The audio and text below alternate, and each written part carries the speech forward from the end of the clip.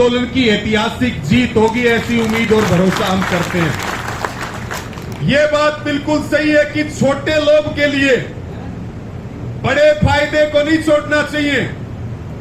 आपको कंपनियों के लोग प्रलोभन देंगे, आपको तोड़ने का काम करेंगे, लेकिन आपने उनके जाल में नहीं फंसना है।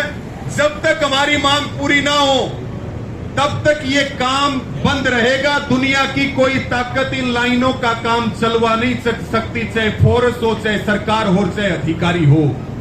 तो इस बात के ऊपर हमें ध्यान रखना है कि काम तब चलेगा जब हमें नुकसान की भरपाई होगी और मुआवजा मिलेगा।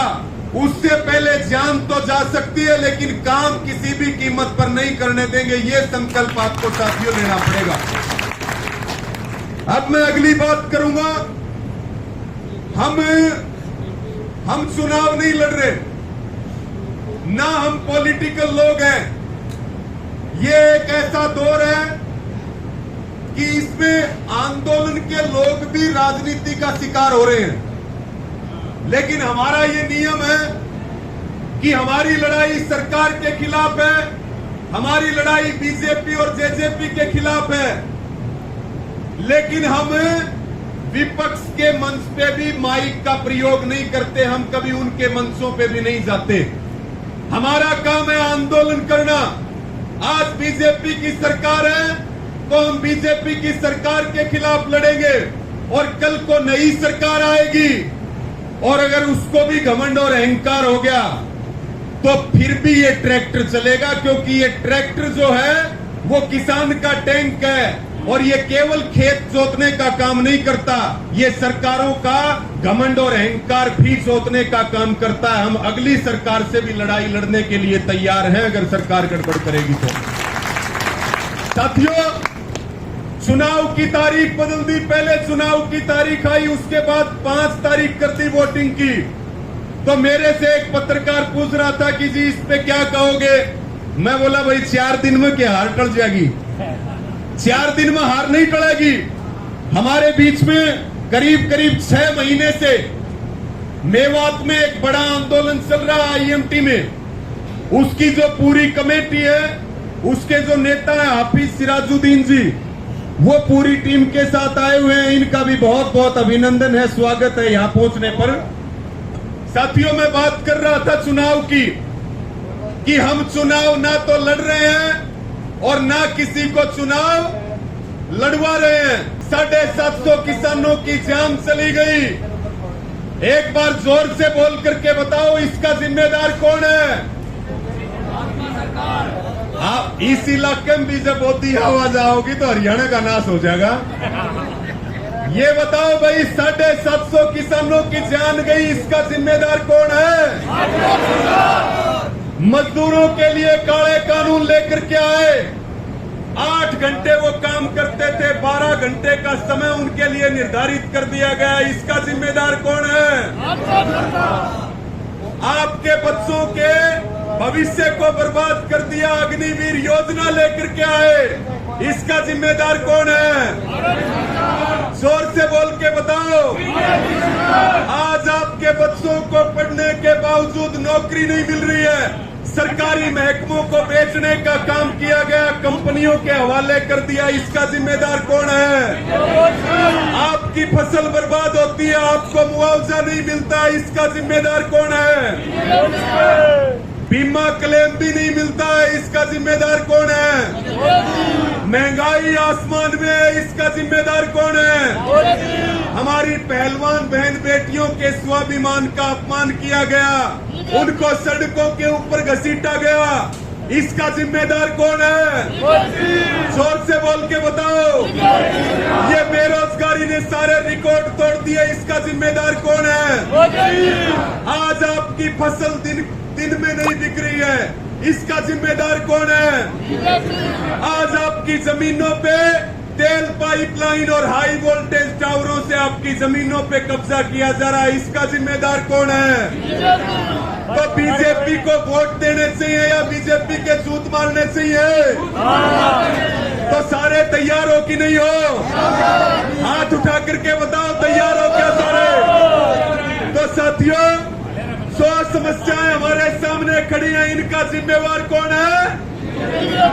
और अब हमारे पास मौका आया है और मौके को चूकोगे या फायदा उठाओगे तो हमें काम क्या करना है? जीते कोई भी, हमें इस बात से मतलब नहीं है, लेकिन हार बीजेपी वालों की होनी चाहिए। इसलिए वोट किसको देना पड़ेगा? जो बीजेपी को हराए, चाहे वो किसी पार्टी का हो, चाहे वो निर्दलीय हो, उसको आपने बिना वोटों का बंटवारा किए इकट्ठा वोट देना पड़ेगा, तब बीजेपी का उम्मीदवार हारेगा। इसके लिए तैयार हो क्या सारे? बताओ साथियों, सारे चोर इकट्ठे हो गए, सारे चोर इकट्ठे हो गए पर्दे के पीछे बीजेपी की सरकार लाने के लिए अलग अलग मोर्चों पे चुनाव लड़ रहे हैं। सिरसा के बारे में आप जानते हो और गोपाल कांडा को भी जानते हो। गोपाल कांडा के घर पे झंडा बीजेपी का, उसके दफ्तर में फोटो नायब सैनी की। वो चुनाव लड़ रहा है अपनी पार्टी से। हम एक गांव से जा रहे थे सिरसा में, एक गाड़ी आकर के रुकी, उस गाड़ी में से 4 पार्टियों के झंडे उतार लिए, बोला हम सारे गठबंधन में चुनाव लड़ रहे हैं। यानी कि जनता को यह बात समझनी पड़ेगी, आज लड़ाई सत्य और असत्य के बीच में है। आज हमारी लड़ाई अन्याय के खिलाफ है, आज हमारी लड़ाई नस्ल और फसल बचाने के लिए है, आज हमारी लड़ाई जमीन और जमीन बचाने की है, आज लड़ाई इस हरियाणा को बचाने की है, और आज लड़ाई इन संघियों को खदेड़ने की है जिन्होंने हर वर्ग का शोषण किया है। कोई ऐसा वर्ग नहीं छोड़ा जिसको इन्होंने लठ नहीं मारे, जिसने आंदोलन किए, यहां तक कि सरपंचों को भी पीटा कि नहीं पीटा? तो अब सारे छाती करनी कर लो, थोड़े दिन बच रहे हैं, आगे की लड़ाई लड़ते रहेंगे। हम लड़ाई लड़ने से पीछे नहीं हटेंगे। कुछ लोग कहते हैं कि ये चले गए और दूसरे आगे, फिर क्या करोगे? हमने कहा हमारा काम यही है, हम कोई दुकानदारी नहीं करते, हमारा काम आंदोलन करना है।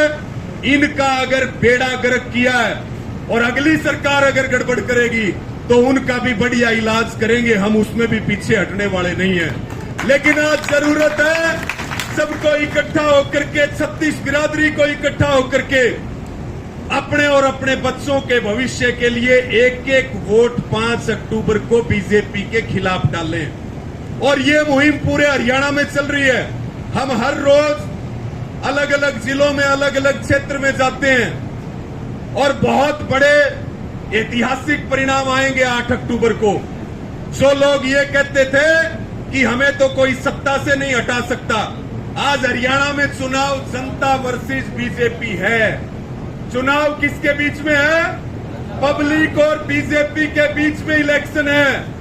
लोकसभा चुनाव में आपने ट्रेलर दिखाने का काम किया था, 5 अक्टूबर का इन 5 अक्टूबर को जो है इनका पुंजड़ पाड़ की इन लांडा करके भेज दियो। ये काम आपने करना, यही अपील और प्रार्थना हम आपके बीच में लेके आए हैं। और साथियों, चाहे वो लोकसभा चुनाव का परिणाम हो, 3 टर्म की सरकार सेंटर में है।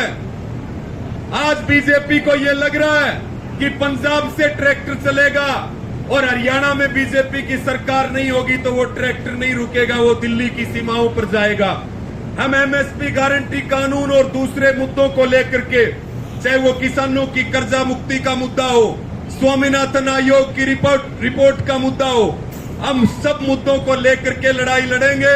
बड़ा आंदोलन मोदी सरकार के खिलाफ होगा, उसके लिए तैयारी करें। और जरूरी ये है कि हरियाणा में इनको उखाड़ फेंकें ताकि हरियाणा में कम से कम कोई समस्या ना रहे।